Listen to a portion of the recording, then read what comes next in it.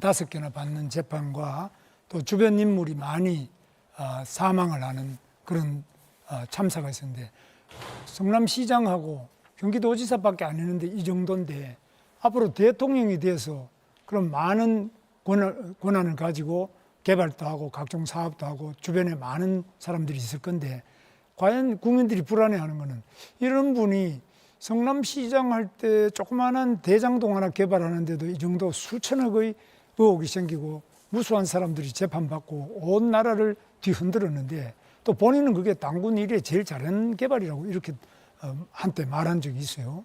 그래서 이런 분이 대통령이 돼서 만약에 각종 국토 개발을 한다, 각종 사업을 한다, 주변에 또 많은 공직자를 제대로 거느릴 수 있을까? 또 이재명 후보는 성남시장이나 또 경기도지사를 할 때도 뭐 제가 할 때는 굉장히 깨끗하게 해서 청렴도를 전국 1위로까지 오르는데, 이재명 후보는 그걸 또 상당히 부패한 이 경기도 또 성남시로 만들어버리고, 부패 정도가 아니라 역사상 이렇게 정말 아수라라는 영화에 나와 있는 것처럼, 그게 이 아수라라는 영화가 정말 성남시를 딱 상징하는 그런 영화입니다. 이렇게 돼가지고 온 주변이 비리와 감옥, 투옥되고, 또 많은 사람들이 갑자기 수사받다가 죽어버리고, 또 아까 제가 말씀드렸습니다만은 도시공사 경기도지사 첫 비서실장이었는 전영수 실장은 이제 정치를 내려놓으십시오. 더 이상 희생은 없어야 하지 않겠습니까? 이런 이야기에 대해서 저는 굉장히 가슴 아프게 생각하는데, 어떻게 보십니까? 이래가지고 어떻게 대통령 해가지고 제대로 할 수 있는지, 지금이라도 저는 사퇴하시는 것이 맞지 않느냐 이렇게 보는데 어떻습니까? 네, 전혀 근거 없는 일방적인 주장 잘 들었습니다. 검찰이 없는 사건 만들려고 강압 수사를 심하게 하니까 그 사람들이 괴로워서 그렇게 된 거 아닙니까? 저에 대해서 구체적 증거를 하나라도 대보십시오. 제가 부정부패를 저질렀는지. 저는 업자를 만난 일도 없고 그들이 커피 한 잔 얻어먹은 일이 없어요.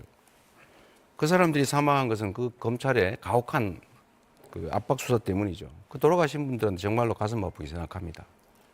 이제 시간이 다 됐는데, 지금 보세요.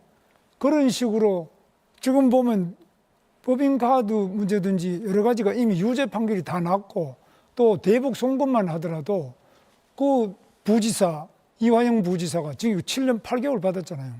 감옥에 앉아가 있고 다 지금 현재 유죄 판결을 받아가지고 있는데 증거가 하나도 없다. 그럼 무슨 증거를 원하십니까? 그동안 검찰의 공소장이다, 재판의 판결문이다, 유죄 판결이 다 나가지고 많은 사람들이, 이 오죽하면 전영수 경기도지사 첫 비서실장은 유서에서 그랬습니다. 유서에서 이제 정치를 내려놓으십시오. 더 이상 희생은 없어야 되지 않겠습니까? 이분이 돌아가시면서 괜히 그러면 허위 사실을 유포하겠습니까? 여기에 대해서 저는 이재명 후보가 지금이라도 이 대통령이라는 자리는 엄청나게 윗물 중에 윗물인데, 윗물이 맑아야 아랫물이 맑지.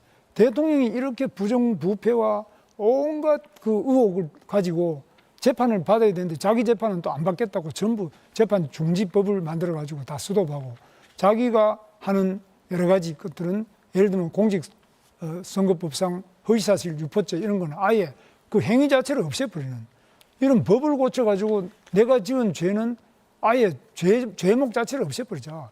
세상 전체에 이런 핵의 망측한 발상을 어떻게 할 수 있냐. 이런 분이 대통령이 된다면 이 나라가 어떻게 되겠냐. 정말 이낙연 대표도 괴물 국가라고 그랬습니다. 괴물 국가. 그래서 이 괴물 국가를 만드는 괴물의 그 우두머리가 바로 이재명 후보 아니냐. 그런 점에서 오죽하면 이낙연 후보가 저를 지지한다고 하겠습니까? 그분이 저를 지지할 때 얼마나 많은 부담이 오겠습니까? 여기에 대해서는 우리 이재명 후보께서 반드시 그 답을 해야 된다. 이걸 돌려봐서 안 되잖아요. 근데 또 형님도 그렇지 않습니까? 이재명 후보 형님께서 정신병원에 강제 입원하려고 그러다가 우리 구성숙 우리 보건소장도 잘 아실 거예요. 그런 분들이 다 그냥 안 된다고 했는데, 그래 무리하게 하다가 결국은 형님 돌아가셨죠. 그 다음에 또 형수님 보고 그 말린다고 온갖 그 욕을 해가지고 온 가정이 다 어려워졌고 파탄이 나고 이런 상태인데, 이것도 못하면서 그 연설 장소가 아니니까 저한테 아니 합격 어떻게 기회를 좀 한번 그래가지고 어떻게 대통령이 되느냐. 저는 그런 면에서 국민들이 너무너무 우려하고 제가 우려하는 것이 아니라 이낙연 총리가 오죽하면은 우려를 해서 이렇게 돼 있겠냐. 잠시만 사회자가 개입하겠습니다.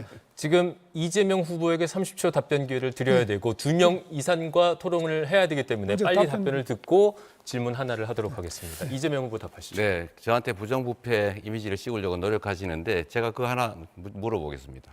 김문수 후보 그 정치자금 4번인가 3번인가 그 부정자금 받은 걸로 그 캠프에 있는 아주 가까운 사람 다 처벌받았죠. 그렇죠. 그게 부정수지 그 받은 부정해서 수급한 정치자금이 4억이 넘던데 그거 본인은 몰랐다는 이유로 다 처벌을 면했지 않습니까?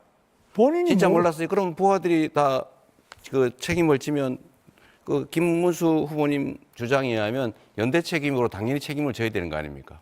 아니, 제가 알지도 못하는 일에 대해서 왜 제가 책임을 져야 됩니까? 제가 네, 잠시 문제가- 사회자가 개입하겠습니다. 시간이 남지 않아서 한 명에게 더 질문을 하고 답을 들어야 예, 2명 이상 토론이 가능합니다. 제가 문제가 있다면 당연히 처벌받았겠죠. 제가 안 처벌받으면 자꾸 저 처벌로인데 우리 이준석 후보는 어떻게 보십니까 이 문제? 방금 전에 이재명 후보가 측근들이 문제가 있으면 나도 문제가 있는 것이냐 이렇게 하셨기 때문에 본인들 측근들이 이제 문제 생기시면은 똑같은 논리로 이제 타격받으실 텐데 그냥 급급해가지고 안 말씀하신 것 같습니다.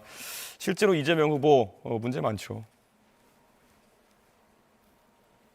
네, 구추 사용할 수 있습니다. 네, 그래서 지금 이렇게 본인이 이렇게 전 세상이 다 아는 문제를 딱 잡아떼는 거 이거는 대통령 자격이 없다고. 네, 주어진 시간 모두 사용했습니다. 이어서 이준석 후보 주도권 토론 시작합니다. 예, 이재명 후보님 그 헌법 8조 잘 아시죠? 예, 뭐 조문 정확하게 기억